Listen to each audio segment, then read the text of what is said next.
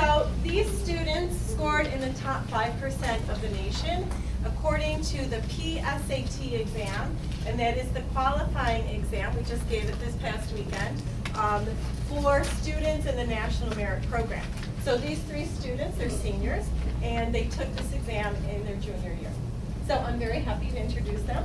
So we have right here Taylor DeRoss, and the whole DeRoss family is here. They have almost the entire row. So this is wonderful. Dad Frank, we all know, is a teacher in our district, and Mom Ann, and both sets of grandparents. So congratulations, we're happy to have you with us. So Taylor is a member of MASC, choir, chorale, Students for Justice and Equality, French Club.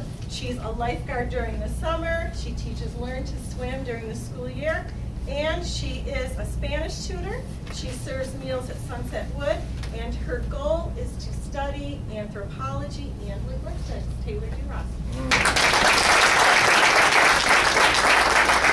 Dr. Moulton, and she is here with her mom, Shauna. So welcome. Thank you for coming. So Allie, which she is called in school, but Allie has been a member of the girls varsity swim team since 8th grade. She's also a member of First Robotics, the Alternative Energy Club, Mock Trial. She also teaches Learn to Swim, and she is planning on becoming an engineer. So congratulations. And we have Erin Hernan, and Erin is a baritone player in our marching band, so good luck on Saturday, or Sunday, the competition is. And Erin is here with her mom, Bridget, and her dad, Paul. So thank you for coming, congratulations. And as you know, Erin plays the baritone in the marching band. She runs indoor track, she plays lacrosse, she's in the Leadership Corps Club, Key Club, Honor Society, and French Club, and her goal is to be a history major. So congratulations, Erin.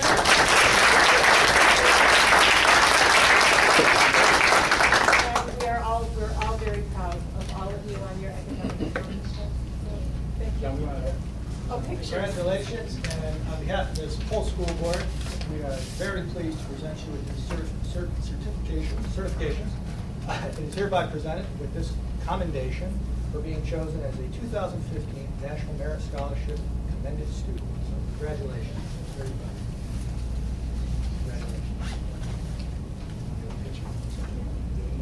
Sure. Everybody. Coffee? Normally I stand in the back, but I'm the shortest one here.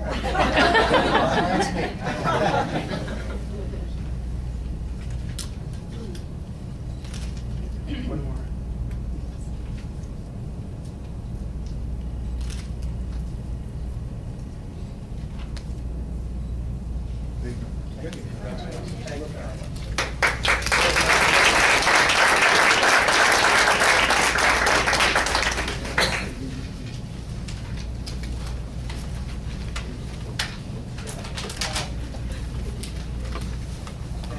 Okay, and we're not done yet, I'm sorry.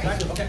So we have the Spartan to Spartan Club. I'd like to call up advisor, school social worker here at the high school, Trish Zupan, and our president and our officers, Trent Reardon. I'm going to have you come and introduce everyone of the Spartan to Spartan Club. All right, my vice president, this is Taylor Stockbridge. He's a very devoted member of Spartan to Spartan.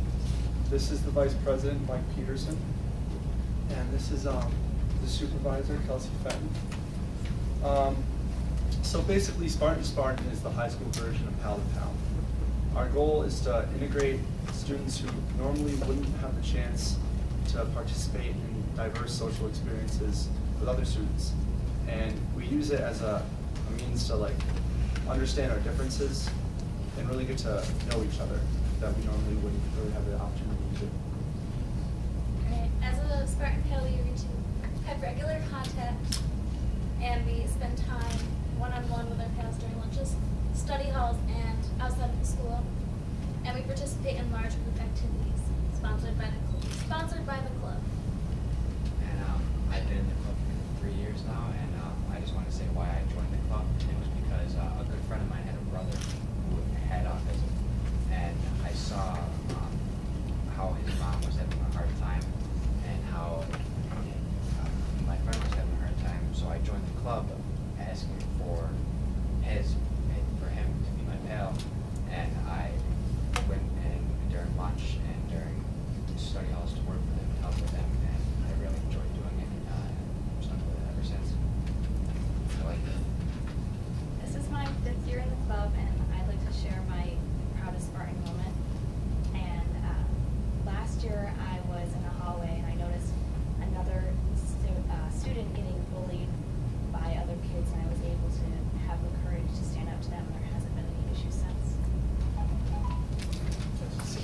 just going to show you a brief video of what our club's about, and I think it basically speaks for itself. Thank you.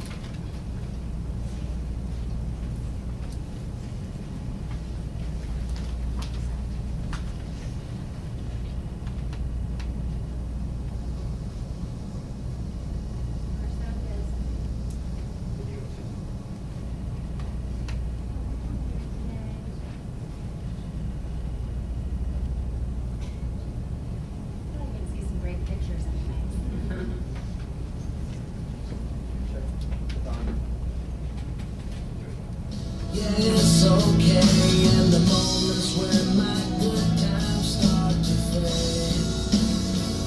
You make me smile like the sun fall out of bed, sing like a bird, dizzy in my head, spin like a record, crazy on a Sunday night. You make me dance like a fool, forget how to breathe, shine like gold, buzz like a bee. Just the thought of you can drive me wild. Oh, you make me smile.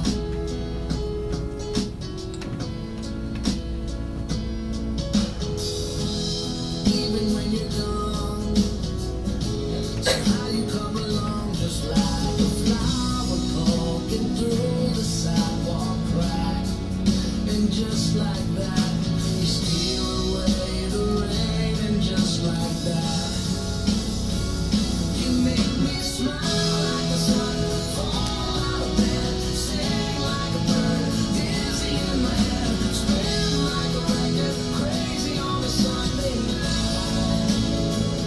You make me dance like a fool, forget how to breathe, shine like gold, buzz like a bee. Just the thought of you can drive me wild. Oh, you make me smile. Don't know how I live without you, 'cause every time that I get around you, I see the best of me inside your eyes. You make me smile.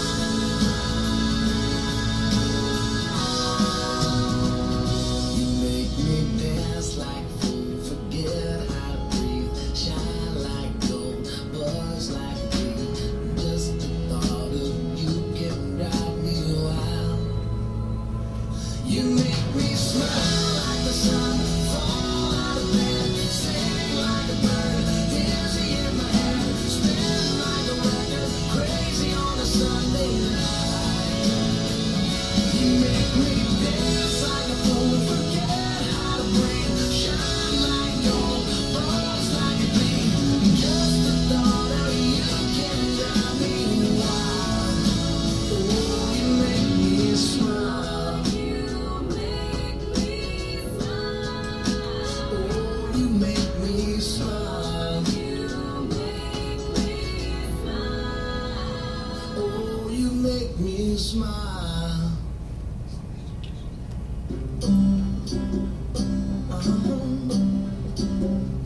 If you ever find yourself stuck in the middle of the sea, I'll sail the world to find you.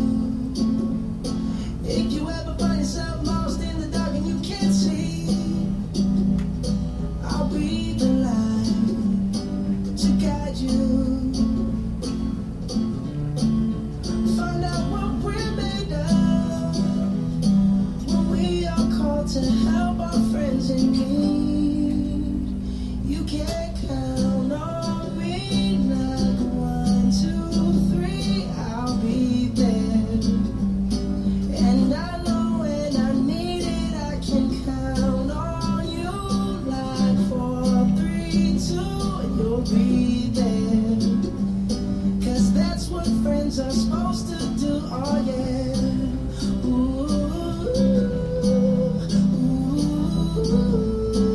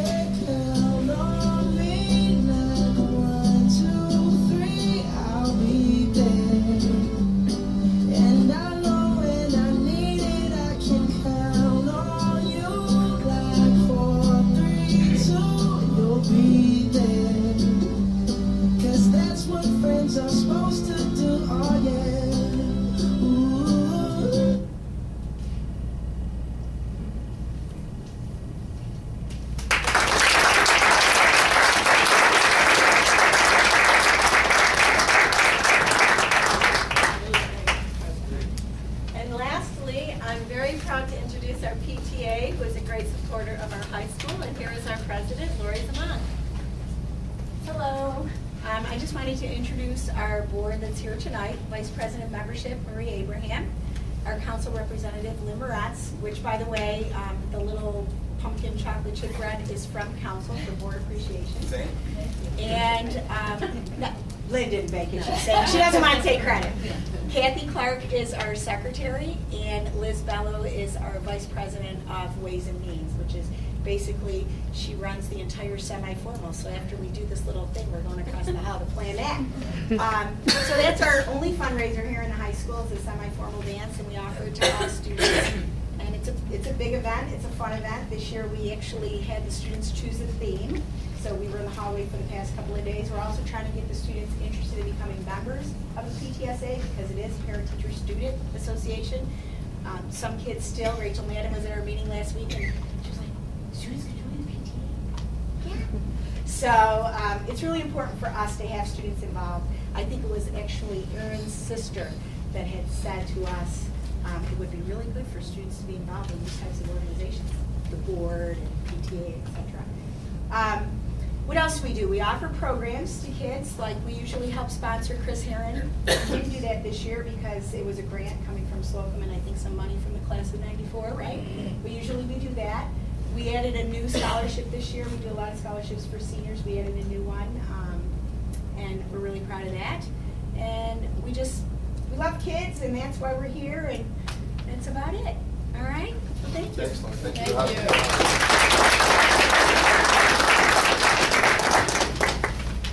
Kids, make sure you eat these goodies because they will not eat all of them.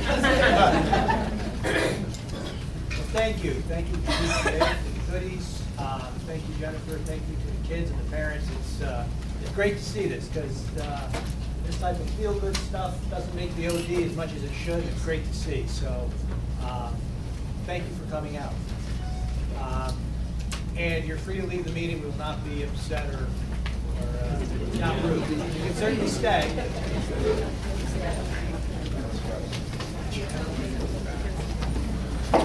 We need to introduce Beth Stock. She had a conflict of interest in our meeting here. Approval of minutes. Congratulations.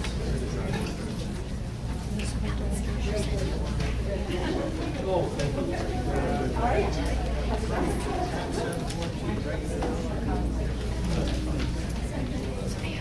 Discussion. Yeah. Opposed? Discussion.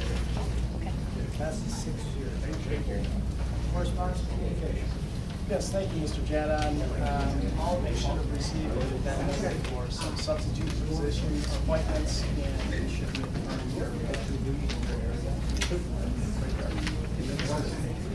I also have a letter here from a Nate Harvey, who is the head strength coach for Olympic sports at the University of Buffalo.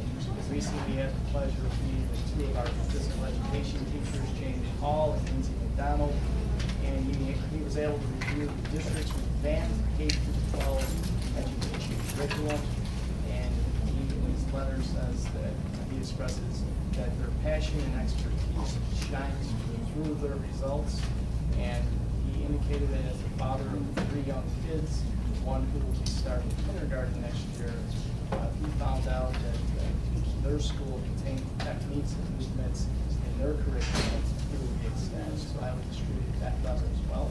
I don't want to interrupt you, but man, I can't agree more. You know, what Jamie Hall's doing with Eddie, for example, is just absolutely fantastic. It gets them shape. You know, the exercises that they do, the stations that they do, it's just it's fitness for life. Exactly. That's just what he did. So thank you for sharing that. Also, I have, all of you should have received an invitation. The World Language Department is hosting an international dessert party and costume competition tomorrow evening from 7 p.m. to 9 p.m. in the high school gymnasium. So I guess Thursday. I'm sorry, Thursday. And as indicated earlier, School Board Recognition Week is coming up October 27th through the 31st. So please accept, if one of those pass it down, please accept accept these small gifts as an appreciation for your countless hours of service that you dedicate to improve the educational experience for our students. In addition, we will have the school board recognition week on the message boards at the Oxford Road campus. So again, thank you for your service. Let's see. Also, just so you know, originally it was scheduled tonight we would have the elementary results presentation. However, they're still collecting some data, so that is now scheduled for the November 4th meeting. And lastly, we received correspondence today in the mail from an individual expressing concerns around the September 26th incident with the lockdown that took place and the communication. So it's addressed to me and the Board of Education members. I have not spoken to the individual. My suggestion is that John Jadon and I speak to her before we make the board agenda item and talk to discuss it as a meeting. If there's some miscommunication in the correspondence, and like an attempt to clarify some of that first. And that concludes the report. Thank you. Mr. President, the same thing, correspondence. Today I got an invitation from a company who is likely to be hired by the town as far as my town liaison role for the development of a review of their safety plans, that kind of thing.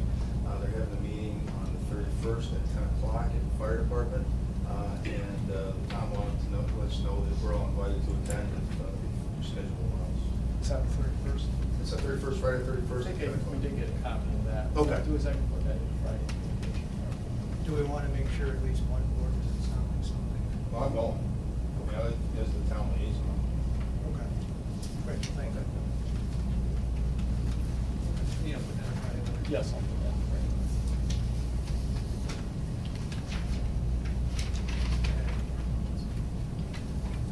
Board committee reports. Budget and finance. I'm going to, if you don't mind, I'm going to do audit first, since that was the first meeting. We had the audit committee meeting on October 1st, 4 o'clock. Review the independent audit report. Mr. Palmer and Mr. Burt from Germany Burton Brown provided a review of the independent auditor report. Mr. Palmer indicated it was an excellent audit year. There were no negative comments for the management letter, and the audit report reflects an unqualified opinion, which is the most favorable opinion they can issue. Both auditors responded to questions posed to them throughout the presentation, and the audit report was provided to the Board of Education for approval at tonight's meeting. You all got it here in your packets. That meeting lasted for an hour. The next meeting, the Budget and Finance Committee meeting, took place. You just change your minutes. It started at 5 o'clock. We reviewed the fourth quarter reports. The financial reports and budget transfers have been audited and will be presented for approval again at tonight's meeting. Mrs. Mandel provided a legal update on the status of pending tax cert claims. She also clarified which attorney is responsible for defending each open tax cert claim. The recent bond anticipation note sale on our bus borrowing yielded a very low interest rate of 0.63% or $7,031. Mrs. Mandel also reported that the Tri-County School Business Administrators are meeting this fall to collaborate ideas and develop plans to address property tax freeze year 2 government efficiency plans. That meeting was adjourned at 5:06.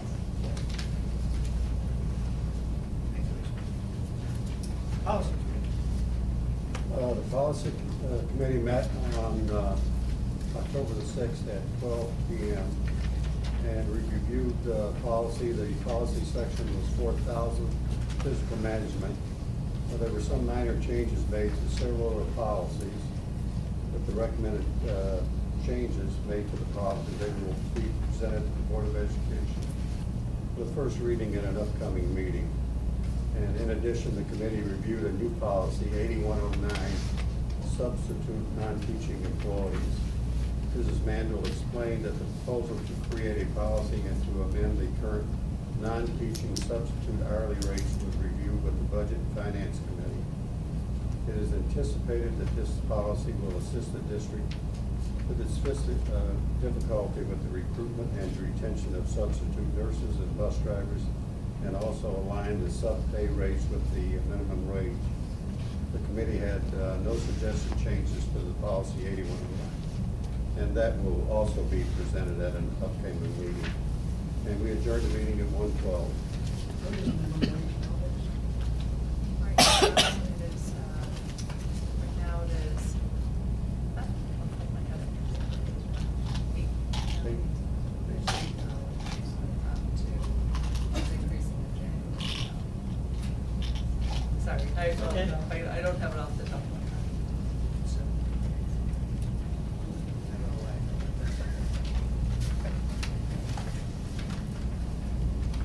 Thank you. BG&T. Senator Paul? That's not here. BGT, yeah. We did a safety update with Mr. Bannock. An overview of some precautionary safety measures enacted district-wide on Friday, September 26, 2014. In response to a local police matter, he also provided an update on new safety initiatives that he and other district administrators are implementing. He also let us know, that it was really great that after the lockdown took place, that he and the team are looking at the procedures and processes that were followed and looking to see if there's any possible improvements that can be made. So, I mean, it's a good after the fact type of review. So, looking forward to that. Architect Mrs. Mandel reviewed the request for proposal, interview and selection process and criteria used to appoint an architect to provide pre-referendum and post-referendum services to the district. The committee agreed that Mrs. Mandel should proceed with negotiations with March Associates Architects, Utica, to provide these services and move forward with the capital project planning. She'll work with legal counsel to prepare a contract. Representatives from March Associates will be invited to a future BG&T committee meeting. This is all associated with the RFP that we let a couple of years ago. Yeah, correct. People that were present for the building tours. We toured the junior high and huge, right? Yep. And we adjourned the meeting at 6:30. Note, I was actually not at the building tour, but I was You're there in spirit, please. thank you. Mary, are we on schedule for the, you have a schedule, are we on schedule? Yes, for we that? are, and that we're moving forward, something indicated in November, we'll invite everything from November to GNC. We are scheduled, it's 8:75 in January, sorry, the 9 or whatever, because that's 2 months.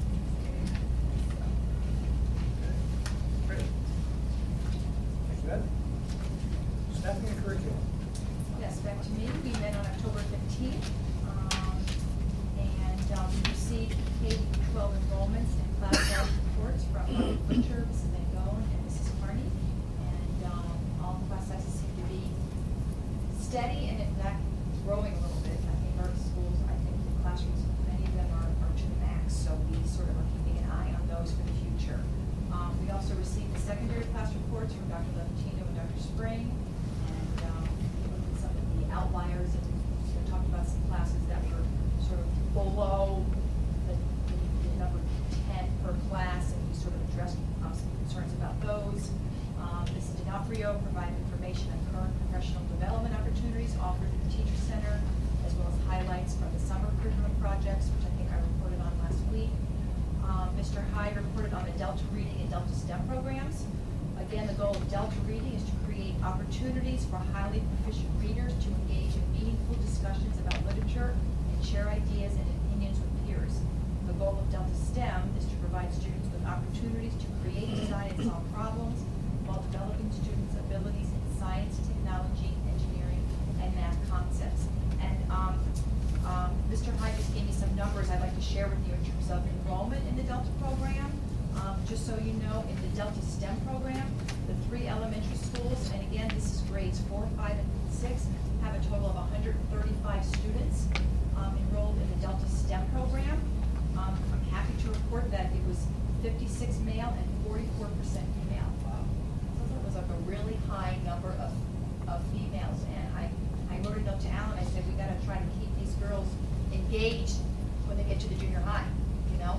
For the Delta Reading Program, again, the 3 elementary schools, grades 4, 5, and 6, the total was 70 in Delta Reading, and we had 40% male and 60% female.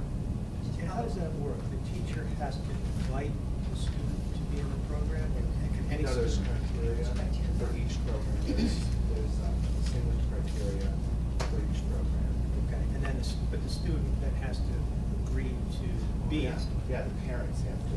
Right. Yeah, the information is sent home to the parents. And then just so you know, for the Delta STEM program, they're pulled out 2 days out of the cycle, of the 6-day cycle. They're pulled out for the Delta STEM program, but for the Delta Reading program, for the Delta Reading program, they go during lunch. They go 1 day in the 6-day cycle during their lunch period to the library for the Delta Reading program.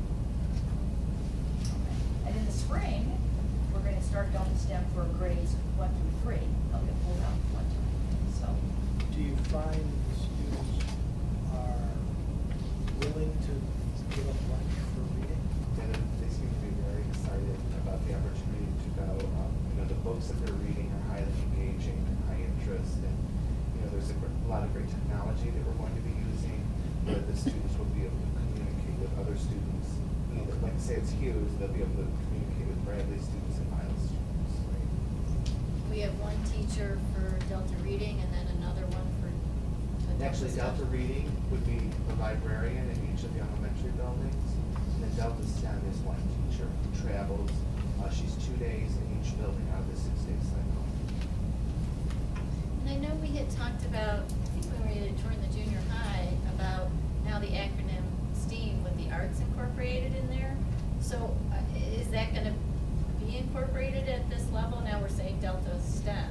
Is STEAM the new acronym, or what's the? Is English the A? Is the English portion sort of? That was the arts. I mean, when they say arts, I think when Yeah. they talk about STEAM, they're talking about really arts in terms of the creative side, Right. which I think encompasses sort of. Exactly, and English. certainly we're going to continue to analyze, we incorporated Delta STEM over the summer, we'll look at that certainly. That is a trend to move towards STEAM as opposed to STEM. But do we, so the acronym with the arts, have we incorporated that at the junior high and high school yet? Or no, that's still something that we're starting to incorporate at that level? Again, Kim, I think when they say the A for the STEAM, I think when they say arts, it's sort of an all-encompassing thing of not the science portion, but sort of like the other side of the brain. You know what I mean? Like English language arts kind of thing. It's sort of like not just arts, like, I think it's more English, the creativity side. That's what they're saying, which, and I know I've seen some of Kathy's stuff. I'm friends with her on Instagram. I've seen some of the stuff she's posting, and it looks Very artistic. Very artistic, exactly. Right. So I think she is incorporating that. Right.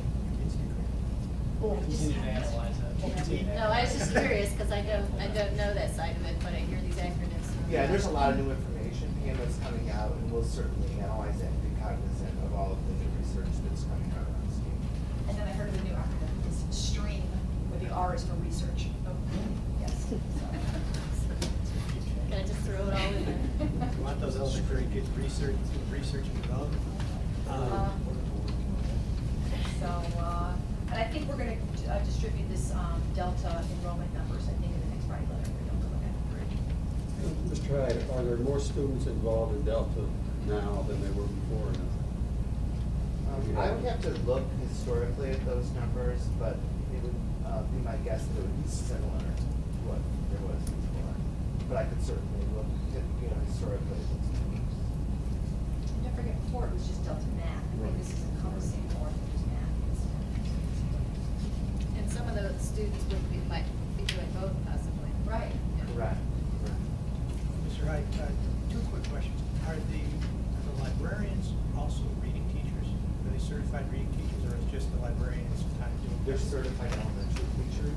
Okay. So we're using librarians instead of the reading teachers because it's a scheduling. Exactly. Because there was using the librarian schedules as opposed to the reading teacher schedules. Okay. And then my last question is, last meeting you had talked about upcoming changes to testing and different modifications. Has there been any movement on that, or is it still in the figuring it out stage? Right. We we are actually going to make that, incorporate that into one of our SMART goals that we want to present to the board. That's going to be part of that, and then what we want to do is to be able to communicate that out to our parents about the changes. Great. Like I said, I just want us to be Absolutely, yeah. proactive. Wonderful, thank you. All right, and then we adjourn to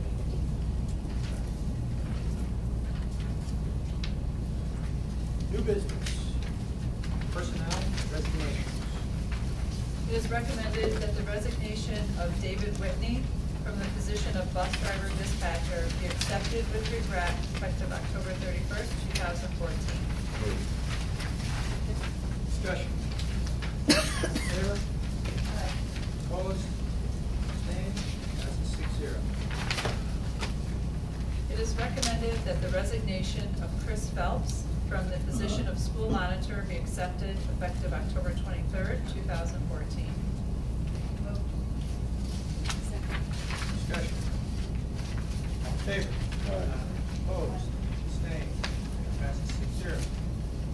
It is recommended that the resignation of Scott Gaffney from the position of school monitor be accepted effective October 21st, 2014.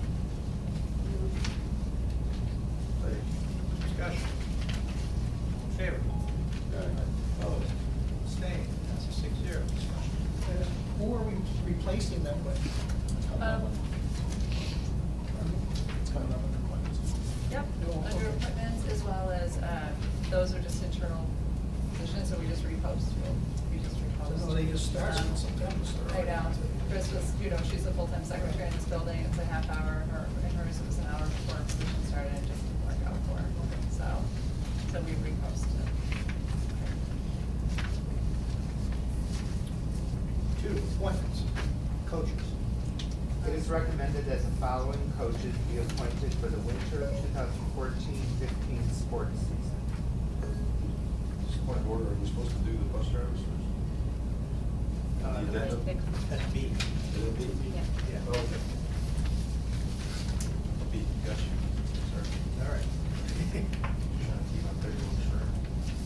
Anthony Malta, boys JV basketball.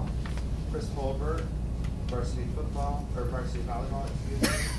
Sean Raciopa, JV volleyball. Bill Gardner, modified volleyball. Kevin Bovey, modified wrestling. Joe Hughes, girls varsity bowling.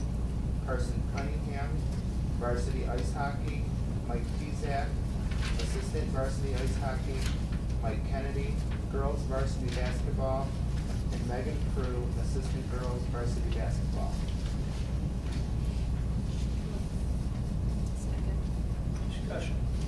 Yeah, I just have some questions, and since Mr. Banks here, I don't know if it's appropriate to ask, but since I'm new, all these certifications, without going into a lot of detail, could you quickly explain, like? all What we these- tried to do, the question was asked at the last meeting, was to highlight what we know is, well, not everybody knows, there's 9 different requirements that you need to be certified as a coach, and there's 3 different levels. There's the magic ticket, per se, if you have a physical education certificate, then it's a little bit easier if you have a teaching certificate, and then it becomes extremely more difficult if you're not a teacher. Okay. So what you have there in front of you is anything that is highlighted is we're completely aware that that's an expiration, and we tried to asterisk that for you. So for example, we have a bunch of coaches who they're ready to be hired, and they can coach tomorrow, and they can coach when the season starts, but their licenses expire January 31st. We're aware of that, and they've already applied for their renewal, so we shouldn't have any problems. If by chance their renewal doesn't come in by January 31st, then they're not going to be able to step on the court as a coach on February 1st. And then we have every coaches meeting for spring, winter, and fall. You'll see the CPR and first aid certifications. The ones that are highlighted, I'm not concerned about, because we have a staff member at the middle school who does a recertification of CPR and first aid, so that will take place at my annual coaches meeting, which is next Thursday. And then the other, I think there was one more. The only thing that we couldn't fit on that spreadsheet is concussion management. I was able to fit it on a smaller scale. You can't see it unless you have a magnifying glass. But every single one of those teachers or coaches that you are appointing tonight They all have concussion management that expires not until the year 2016, between July and September 2016. So, I'm sorry, a couple of these are obvious. I'm just looking at these columns here. So for the uninformed or the ignorant right here, first aid and CPR are obvious, but DOH, these other columns, I guess I'm just looking at. Yeah, DOH is date of hire. Oh, date of hire, okay. Yeah, so that's a historical thing that we had to dig up in our files. The philosophy, health, and theory, those are the three main courses that you have to take eventually. You don't need them for your initial certificate, but you need them somewhere down the line. Are they sports specific? Yes. Okay. Yes, yes. And then the child abuse, violence prevention, those are items that a non-teacher would have to take. Those are items that a certified teacher will have on their transcripts. The DASA is the Dignity for All Students Act. Just like the teachers get recertified every year, I get recertified every year. That's there, and if you're a non-teacher, there's a 6-hour online, or actually, take that back, there's a 6-hour course, 3 hours online, 3 hours in person that you have to complete. So that's what that's about. The temporary licenses for the non-teachers, they actually get, probably the best analogy is they almost get like a teaching certificate for coaching from the state education department. So for a non-teacher, you'll see that there, where that temporary license is there. And then the one thing that you're missing is concussion management. As I said, and that's a 2-hour online, or an hour online course, expires every 2 years, and the coaches you have there, they're all expiring in 2016. The first one expires July of 2016, and the majority of them expire September 2016. So sometime before then, they'll have to take that hour course over again. And relative to the sports-specific stuff, how often do they have to be updated? Those don't have to be updated. So for example, as a non-teacher, you get your initial certification, then you get your first renewal. When you get your second renewal, you have to have your philosophy course done. And then there's 5 renewals, and in that level of 5 renewals, you have to get the second and third course done. And once you have them completed, they're completed for life. They're not anything that has to be renewed. So they aren't necessarily learning new techniques for a sport if they've been coaching it for 10 years. No, it's that would be professional development, which yeah, right, right. As well. Yeah, the new techniques in the sports would come from going to a clinic. If you're a basketball coach and you have a clinic that you would like to go to, we'll budget for that, and you can attend a clinic for sport specific. These are more entry level courses that all phys ed teachers get when they're going through to become a physical education teacher. You get the entry level coaching courses. These are basically coaching courses 101. Okay. Are we requiring them to do professional development to keep up with? I mean, things are changing. I don't know. Maybe there's a new hockey skate that's not good for the ankles anymore, and we're learning. Are we learning that stuff all the time? Or well, to be honest, I don't know if I'm in a position, being a month and a half in, to talk about professional development for my coaches. We're a month and a half in, and we're certainly going to encourage that and budget for that. It was something that was discussed during my interview process. But yeah, absolutely. I mean, just as we expect all athletes to get better, we expect our coaches to get better, and we expect myself to get better, and the only way to do that is with professional development. Okay, but that's not, okay. Right. There's no professional development requirements for a coaching certification.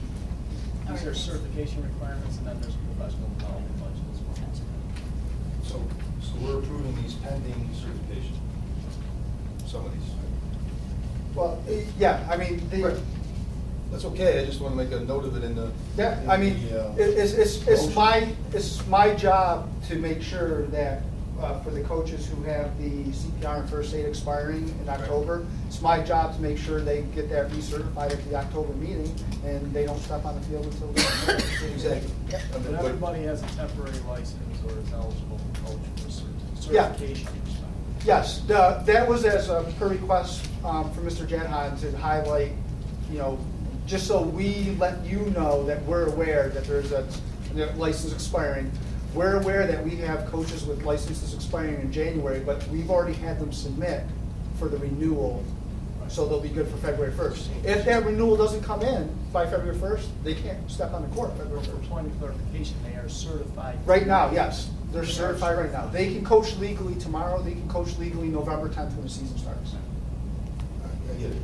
But you know, when we approve teachers that are not currently have anything, you know, that might keep them from being teachers, we do it pending approval by state aid and that kind of thing. So it's just a simple request that we say pending the satisfaction of DASA. Not even, you don't have to get specific, but I'd like to approve this and to note that I'm approving it, and that some of these folks are pending getting that done. And you're right, you're going to let us know whether they get it done or not, but the motion should include that. And that's the difference, unfortunately, with the coaches and the certified teachers. A certified teacher gets their temporary license and they're certified and they have that next year and the year after, whereas these people, they always have requirements. Some of these requirements will, the concussion management course is something in the first aid part is something we're always going to have to manage because there are pieces of the certification requirement that expire. So we're always going to be managing that expiration date and having it renewed when they're on the course. Wait, so I guess I'm trying to understand. So the coaches that are listed here, they are certified or they're not certified? I'm getting some. They are certified and eligible to coach. Right. A couple of them with highlighted areas, for example, they're Have to update their CPR. Right. And they expire on October 31st, and you're telling us that they will be updated before October 31st. Yeah, actually, they expire. Yes, they expire October 31st, and they're getting updated next Thursday. And there's a couple of them that are not qualified to coach today, the ones without DASA training. Correct. Okay, so again, my request is that the pending. TBC to be completed by the end of the month, I see. Yeah. Okay. They're actually taking that right now in They're October. taking it right now, okay. Yep. And again, for a non-teacher, that's 3 hours online and 3 hours in person. Okay. So why don't we just amend the motion to have it be pending? Pending, Kevin Bowlby doesn't need pending. Are you gonna split them up? Oh, no, we're not splitting them up. Well, but that's what I'm saying, you're saying pending certification for all of them. What's the point of clarification? Some of them don't need pending. DASA to have a certificate issued and to coach. You need DASA to coach. You need DASA to coach. I'm not sure if you need the DASA. Why don't we do this, because pending might be the wrong way to word it. We essentially are appointing these individuals, provided they have the required certification. Before the season's in. Period. Yeah, I mean, that makes sense? They meet the requirements, they have their certification. You also need first aid and CPR to be updated. You also need DASA to be updated, right? Mm-hmm.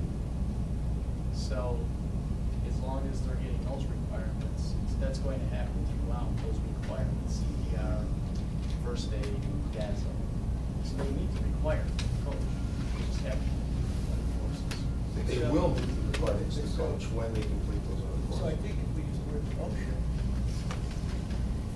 that we're approving them provided they meet the state requirements. Yeah. Then we're covered, because some people already do, there's nothing more. If someone doesn't. That's always going to be there. Okay, so, And folks, just so you know, the only way to avoid this by season is for me to, at some point, be able to get everybody on track where everything expires in July and we can get everything up. But that's going to take some time because everybody's so sporadic. So, does this work? It's recommended that the following coaches be appointed for the winter 2014-15 sports season, provided each coach meets all New York State certification requirements. Great. Okay, so as amended, can I have a motion? Oh, we got a couple more questions. Then again, John's here. I was looking at the resumes, and just a question. It looks like the assistant hockey coach has been coaching hockey, and he's a PE teacher. He's much more qualified on paper than the head coach that we're voting on. I'm just, I guess we're both these folks interviewed. I see they were both interviewed. Were they both interviewed for the head job? There was, I'm not going, I gotta be careful of how I phrase this because I don't want to speak directly about somebody in public Okay. session. But there was 3 certified candidates, all were New Hartford grads. 1 certified candidate declined being interviewed because he took a job at prep school in Ohio this summer. So that left 2 candidates that went through the whole process with the committee in a round 2 with me, and actually given unique relationships of 2 of the candidates. The second round was done with me jointly, the 3 of us together. And looking at the whole body of work, all the qualities that it takes to administer a program, yes, on paper, I would agree with you, but given everything that came into play with administering a whole program, the decision was made by the committee to make that recommendation that you have there today. No, and again, John, as far as administering the program, you know, hey, I'm not questioning the interview process, but I mean, one of these guys has coached programs, has had programs for years, and one has nothing. And that's the guy that's going to be the head coach. So, I mean, there must have been something other than qualifications that made your decision. There were certainly things that came up during the process that set them to a vote.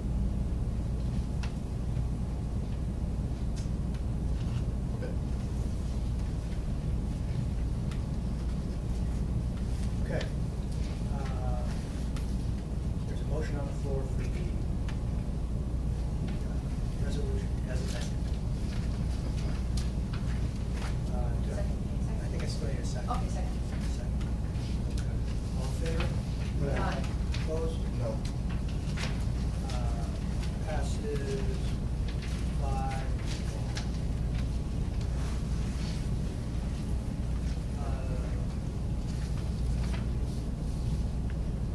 Appointment substitute bus drivers. It is recommended that William Sewell be appointed to the position of substitute bus driver effective October 22nd, 2014, pending satisfactory clearance for employment by the State Education Department. Motion. Second. Discussion. All in favor? Aye. Opposed? Abstained? 6-0. It is recommended that Vincent Neshi be appointed to the position of substitute bus driver effective October 22nd, 2014, pending satisfactory clearance for employment by the State Education Department. Get a second. Second. Discussion. All in favor? Opposed? Abstained? 6-0. C, substitute school monitor, substitute specialist 1. It is recommended that Samantha North be appointed to the substitute positions of school monitor and office specialist 1 effective October 22nd, 2014. Discussion. In favor? Aye. Opposed? Abstained? 6-0. 3, reclassification. It is recommended that Scott Gaffney be reclassified from the position of bus driver to the position of bus driver dispatcher, effective October 22nd, 2014. Second. Discussion. In favor? Opposed? Abstained? 6-0. D, Committee on Special Education. The recommendation from the Committee on Special Education meeting of October 9th, 2014 is presented for approval. Second. Discussion. All in favor? Aye. Opposed? Abstained? 6-0. C, Treasurer. It is recommended that the treasurer's report for April, May, and June 2014 be accepted. Second. Discussion. Yeah. These treasurer's reports should be given to us in much quicker time. April is, these are supposed to be available to us. I would just say that if there's any way we can get these to us. These have all been provided to you each month, as we talked about in the Friday letters. Yeah, Each well- month you did receive April, in, Right. 45 days, within 45 days after you receive pay, within 45 days after. I got you. I just wish we could approve it in that way so that we don't have to go back and approve something. I've read them, and I'm with you on that. I just wish that we'd get it into the agenda sooner so that we can approve them a little bit more expediently. That's Well, wait, because they have to be on. They actually, we had all agreed that they would be by the letter at the time, so they were quarterly. They're not closed until the audit. They're not closed, but it's, that's specifically to this quarter, but the other quarters do, usually a couple of years. So what we have done is we changed our practice and we provided them a Friday letter for the 45 days.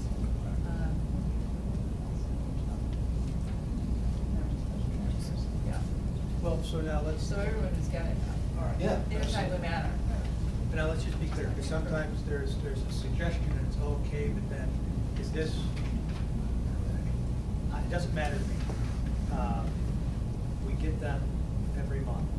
They don't have to be audited in order for us to approve them. No, what Bob is referring to on this one is the fact that we usually, previously to this year, we had waited until the audit was completed in October to review the June treasurer's report. This year, we provided you with a June treasurer's report in August. Right, before, yeah, I remember, on the So- finance committee, so Right, 45 days. so that's fine, but the reason why it hasn't gone through each month is because they aren't necessarily, you're not necessarily going to be able to get them within 45 days on a board agenda, but you can get them in a Friday letter for sure within 45 days.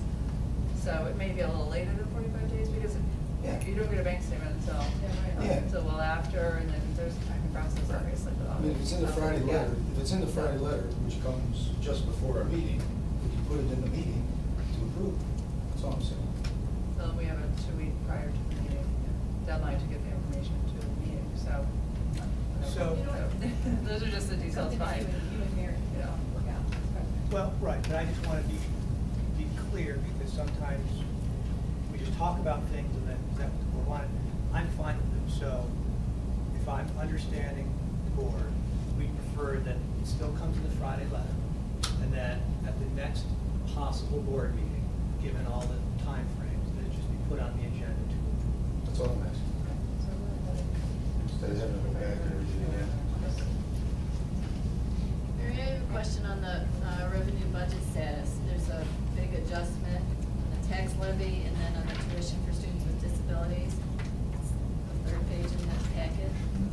Yep, we reviewed this at the Budget and Finance Committee meeting, remember, in August of last year, when the tax warrant was approved with the board. At that point, there was an adjustment to the revenue, so August of 2013, and that's specifically what those line items are. We received some information, it was really actually late July, for the 13-14 school year, that we weren't going to be receiving as much aid for that line item for those students with disabilities. That's for those students for outside placement. Right. So we reduced that line item and increased it. And it was reviewed at, when we set our tax levy and our tax warrant last August, in 2013. So it wasn't that we had extra tax levy, we put it there, it was that we needed that fund, so we needed to get more money. And Just wanted to see which that came first. happens. Yep, and that does happen on occasion in August when we, when we get all of our information from, on our assessments when you set the tax levy. It didn't happen August 2014 though. So this was a whole year of, this was 15 years ago. Okay. I have one minor question. It's on the Exeter School Activity Fund. Class of 2014, whatever happened to $12,000? This part, I'm sorry. Well, I look ahead, I get so excited. Stay with me. All right. All in favor? Aye. Opposed? Abstained? 6-0. D, revenue and expense report. It is recommended that the revenue and expense reports for the April, May, and June of 2014 be accepted. Discussion. All in favor? Aye. Opposed? Abstained? Passes 6-0. E, audit reports. It is recommended that the audit reports dated June 30th, 2014 be accepted. Second. Discussion. All in favor? Opposed? Abstained? 0. F, extra classroom activity fund. It is recommended that the extra classroom activity report dated June 30, 2014 be accepted. Your motion. Moved.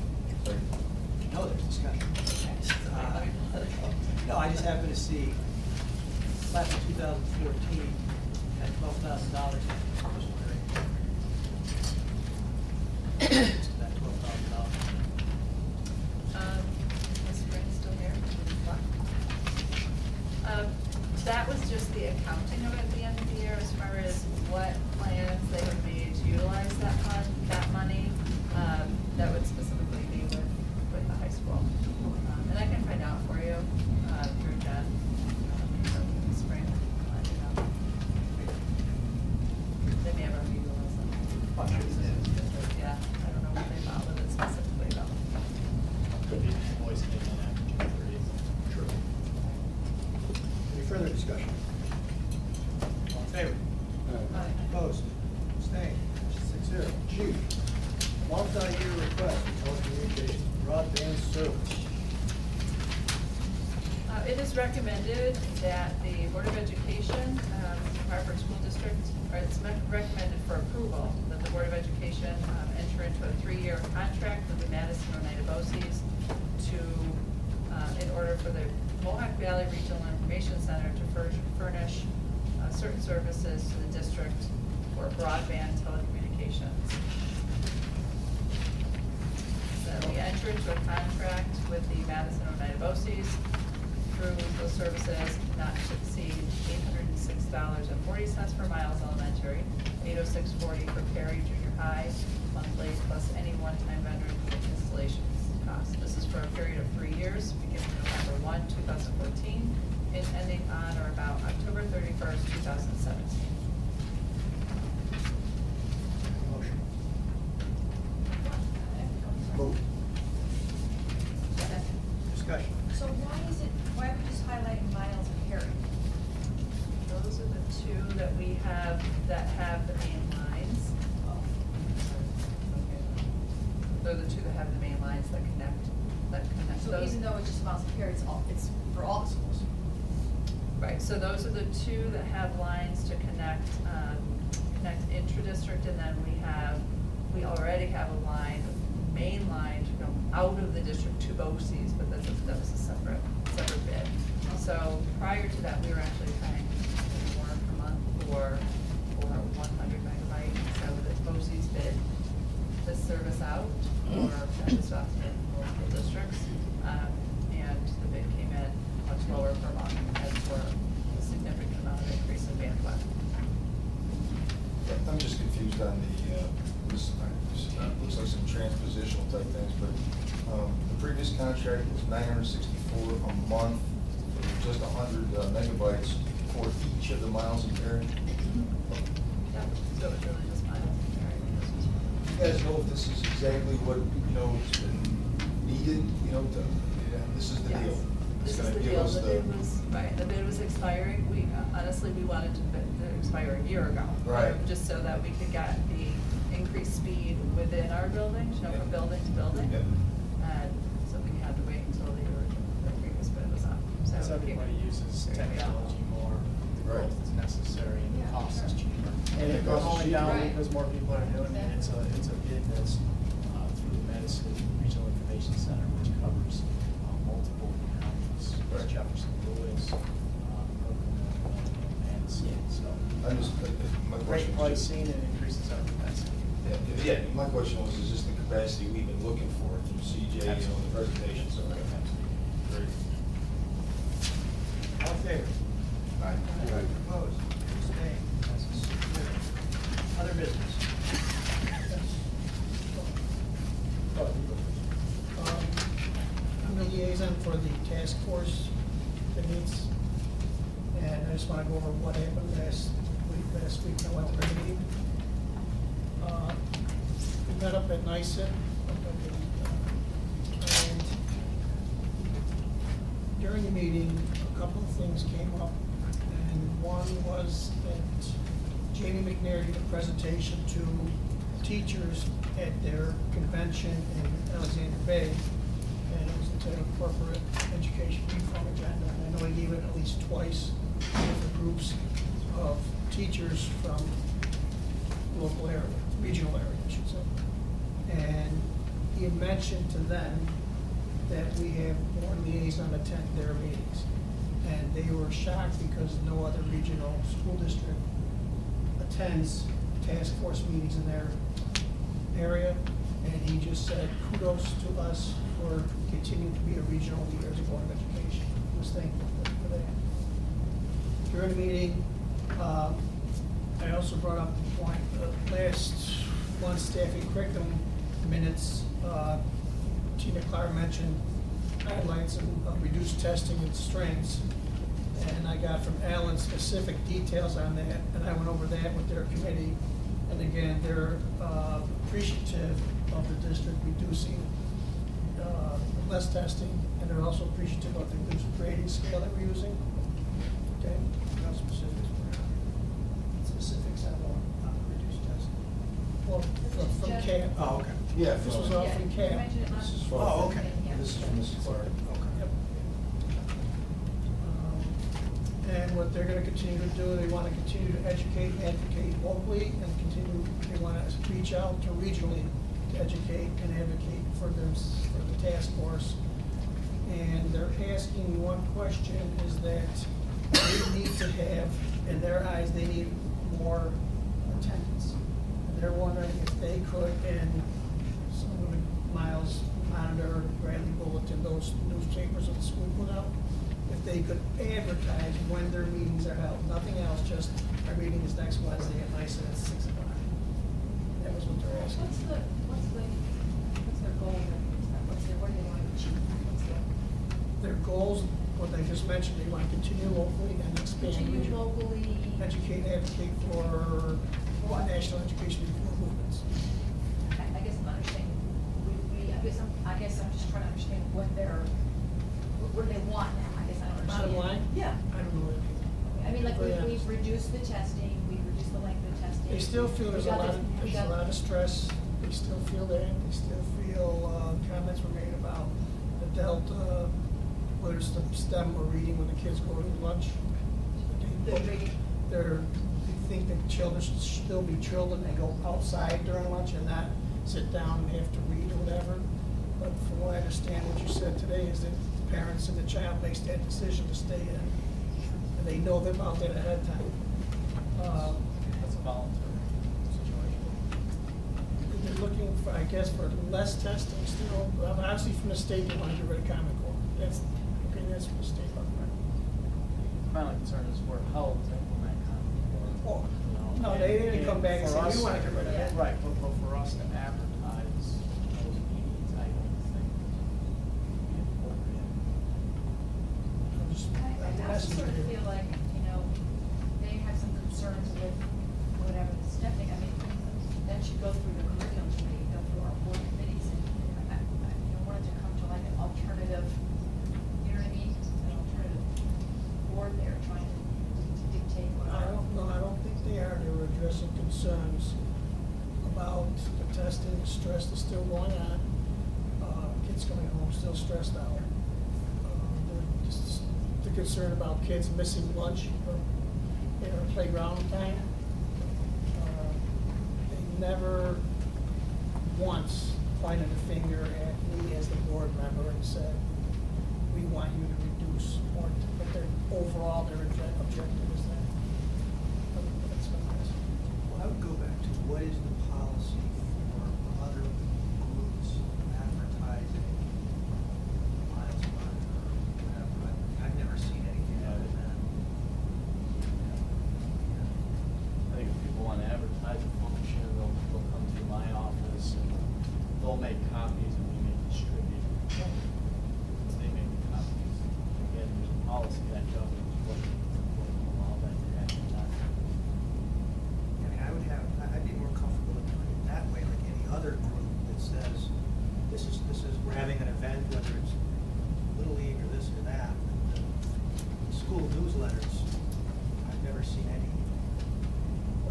use social media too. Again, I don't want to be antagonistic. I want to work together with them as a unit. That's why I want us to feel like we're out front doing things.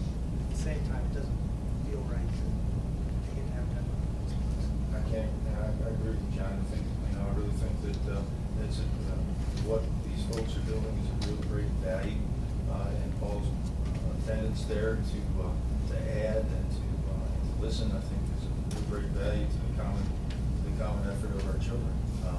But like you said, it would be difficult to begin advertising meetings for non-associated school things, and we have to open it up to, really anybody that's not associated with the school to advertise meetings and everything too, so it'd be difficult to do. So how are we going, are they expecting a response back from administration? They're gonna get a response back, I'm sure. I'll give it back to them, I don't know when the next meeting is, but. Thanks for being there. I'll tell them just what you said. Thanks for being there, thanks for passing all that stuff. Well, and I think the way the message is delivered also is a big part of it. It's not, no, Right, it's it's not no, no, yeah. and here's why, here's some other options. Yeah, and I'd also say if they have some concerns or have questions, there's certainly, anyone is certainly welcome to come to a staff They want committee larger meeting. attendance at our board meetings too.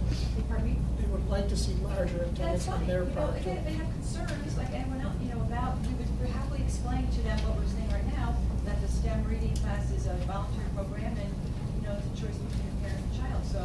And we have made some amendments. Exactly. Exactly. Right. Continue the dialogue, but we gotta be careful about advertising other agencies.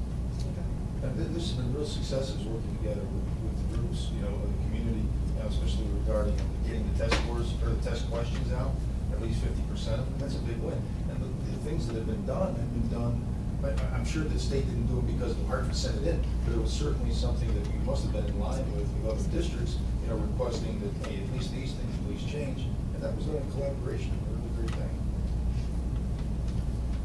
And one other thing I forgot to mention, which is, I'm the voting delegate. Yes. I am no longer able to go to the convention. So, anybody want to? Well, I read through the resolutions today. I understand some of them, there's a couple I have no clue what they mean. So I don't know. Oh, no. Well, if you don't know. Guidance on that, or if I Well, if you don't know, we all don't I'm know. gonna abstain. Did we talk about this last time, the resolutions are, do we have them already, or do we? No, this is the next one, the school board. No, be coming up. They were. Pass them out. So, let me just use my judgment, if I don't know, I'm abstaining. Absolutely. Put it down, keep it back. Okay. You have When our is that? complete faith. This week, this weekend? Okay, I'm done, thank you. I'm sorry I had it dug out of the last minute. I just noticed that Dr. Spring just arrived back at the meeting, if you'd like to pose your previous question to her. It's a hard-hitting question. One of the audit reports showed the class of 2014 had a balance of $12,000 and change at the end of the year, and I just wondered where it went. Right, well, again, the class trip, you remember the class trip, that's the third week in June. So again, I'm not sure if all of those expenses, because it's very expensive, I'm not sure if all those expenses went through. Senior ball also in June, class picnic also in June. So a lot of events, I'm not sure, again, if all those receipts were recorded before year end, June 30th, I'm not sure. And if there's anything left over, I assume it just goes to the class of 2015? It does, it stays in the kitty. Okay, thank you. Okay? I have just kind of two clarification questions for Mary. So there's been a lot of talk about the bidding or soliciting process for athletic facilities. So just so that the board understands, I understand it's $2,500 is the threshold. So if expense is going to be over $2,500 a year, does it get bid or is it quoted? Or what happens if who does it? So the $2,500, for clarification purposes, is the threshold to purchase supplies and materials. That's an internal regulation that we have, and our regulations in the policy book, so it's a regulation. So for 2,500, if items or a group of items, meaning goods and materials, exceed $2,500, then we require 2 written quotes for those. And that, the process for that, we require that the person who's creating the requisition solicits for those quotes, attaches them to the requisition when it comes to the business office. So would that be a coach ever? So who would be soliciting? Oh, so, no, it would be the athletic director. Okay. So specifically, to address the use of the athletic facilities, is what you're talking about. That is actually, would be a service, so additional quotes are not required. However, sometimes we do just by practice, I have some of our supervisors request additional quotes, even though that isn't required. So for services such as tree removal, or, you know, that's just one that comes to mind right now, or striping the parking lots, or things like that. So I do require additional quotation, even though it isn't required in the regulation to do so. We specifically, for services, for use of facilities, if you will, which is technically a service, we don't require additional quotes. And some of the, so that has not happened in the athletic department for outside use of facilities. They have not required 2 written quotes at all. I mean, still haven't. So the information that I provided to all of you wasn't based on written quotes. It was just some verbal quotes that were provided to me that told me the person told me what the prices were at these other locations. Now, whether they specifically called that location, which I followed up on one specific instance, which was the question of the bowling alley, and it was that he did call the bowling alley, they weren't open, and so he called the neighboring district that actually uses the facility, the other facility that we don't use, and said, how much do they charge per game? So that's specific, and it ended up being, that ended up being 10 cents more per game than what we pay for a location. Isn't required, because it's a service, and also the determination is made sometimes too for any of these things, is it a sole source vendor, or is it logistically, the location, is there availability? Does it make sense for us to utilize somewhere that's further away? So those are all just questions that would come up, that did come up specifically when the question was asked for these locations. So no, it has not been, none of these places have been, that we received multiple quotes for. But because our discussion came up, and I called and said, well, we should ask the question, how much is for these outside places, and if we haven't done it, what is the reason for not going to the locations? So $2,500 is for materials and supplies. Also on that is listed in our regulations, and we also provide a detailed handout to teachers and principals during the budget process every year, spelling that out. It's clear, it's in bold, it's underlined multiple places, it's plain language, with some examples of And the audit would what pick the that up items if are. it was a service under 2,500. Right. I wasn't gonna bring this up, but the question's been raised. A month and a half ago, I asked a simple question. What's the process for letting services or products in the athletic department? That answer that you just gave would have been wonderful. It would have answered the question, and it would not have lingered. So thank you. First, secondly, I do have an issue with the Friday letter where it is presented that we had quoted those services, that we had discussed the prices with those people, and that is not the case in at least one instance. We did not talk directly to get a quote, although it was represented as such. So I have a problem with that. State, great, but that wasn't even my original question. I really wasn't looking for how much you gained. I was just looking what the process is, and that answer is fantastic. Now, what happened is that we evidently decided, okay, let's go out there and do that. All right, great, whatever. But then it comes back to this board, and it shows that a quote was made, when in fact it wasn't. And then I brought it. And I actually addressed that earlier when we discussed, and I said, I apologize that it came across that way. That was not, my intention to say we went out and specifically quoted. I mean, I actually received some of the information, auditorium information from Paul Petrowski, in written correspondence regarding the auditorium, just from his connections with people that work in the auditorium. So, and that there was no ice availability, et cetera. So thank you for that. And so I specifically did call Clinton Arena, but that wasn't anything to do with this. It was to do with another conversation that we were having on another outside issue, another topic that the board was discussing. So, earlier when I was talking to Ed about it, I did get that information from John, and then when I called him to find out, or this Elaine thing, he said, no, I'm sorry. So we can get verbal quotes, but did he specifically get it? No, that's why I was honest up front. No, he called Whitesboro and got it from his colleague. So I apologize that it comes across that way in the Friday letter. I had no intention of, I didn't specifically call him, nor would I.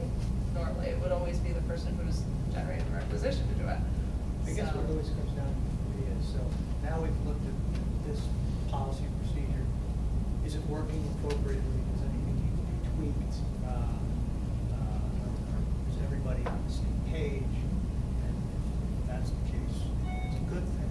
So yes, to all of your questions, we follow a procedure, and these specific areas are, as I indicated in the part of the letter to all of you, they are considered, in my judgment, as a sole source vendor, and part of my job is to try to, or ensure that we remain cost effective as well.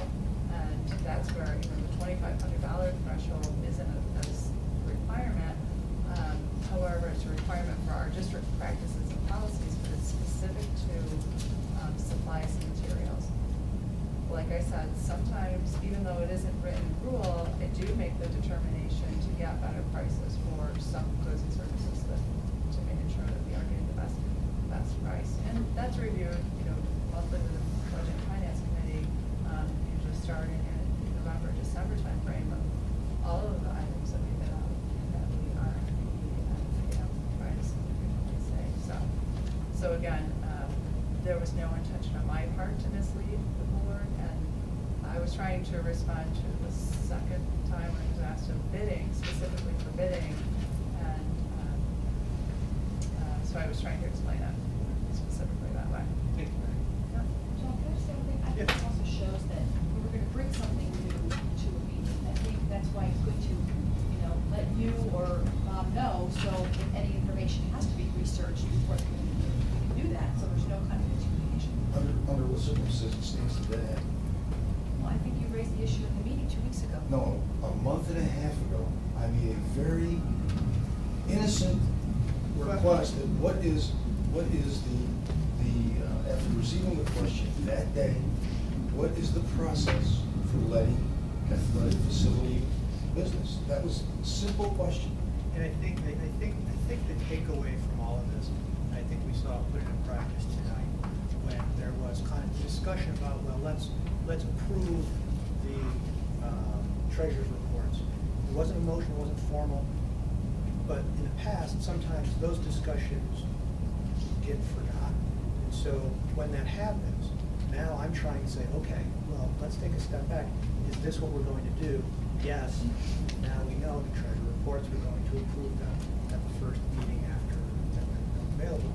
So instead of just having these kind of seemingly casual conversations that there's a request buried in there and it gets lost, I think just by saying, okay, being more formal with the request, I'm hoping that'll make a much more streamlined process. I think sometimes it can. Okay. Moving on. Thank you.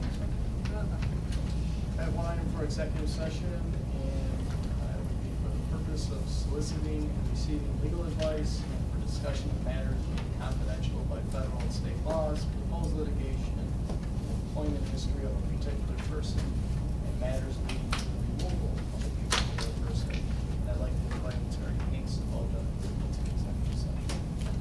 Motion. Second. Discussion. In favor? Opposed?